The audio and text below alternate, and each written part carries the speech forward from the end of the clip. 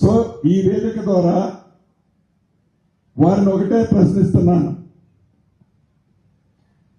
ఏవైతే phone tapping జరిగింది అని పదే పదే సుప్రీంకోర్టు జడ్జిల దగ్గర నుంచి, ఆనరబుల్ హైకోర్టు జడ్జిల దగ్గర నుంచి, సామాన్య కుటుంబ సభ్యుల దగ్గర నుంచి, చివరికి భార్య భర్తల దగ్గర నుంచి తన సొంత కూతురు ఫోను, తన సొంత అల్లుడి ఫోను ట్యాప్ చేశామని కేంద్ర ప్రభుత్వంలోని మంత్రులు, రాష్ట్రంలోని అనేక మంది ప్రముఖులు ఆనాడు గగ్గోలు పెట్టింది నిజం ఎంతైతే ఉందో, ఆ ఫోన్ ట్యాపింగ్ సంబంధించిన ఎక్విప్మెంట్లు ఇంకా వీరి దగ్గర ఉన్నట్లు నాకు అనిపిస్తుంది.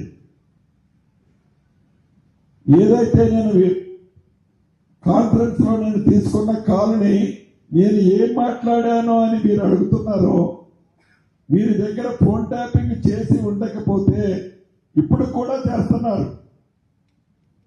దీన్ని బట్టి ప్రభుత్వం సీరియస్ గా తీసుకుంటుంది. ఈ ఫోన్ ట్యాపింగ్ ఎక్విప్మెంట్ ఇంకా ఉన్నది అని నిర్ధారణ అవుతుంది. కాబట్టి తప్పకుండా ఈ ఫోన్ ట్యాపింగ్ సంబంధించిన దాంట్లో వీరి పాత్ర ఏముందో కూడా ఈ ప్రభుత్వం ఓపెన్ చేస్తుంది.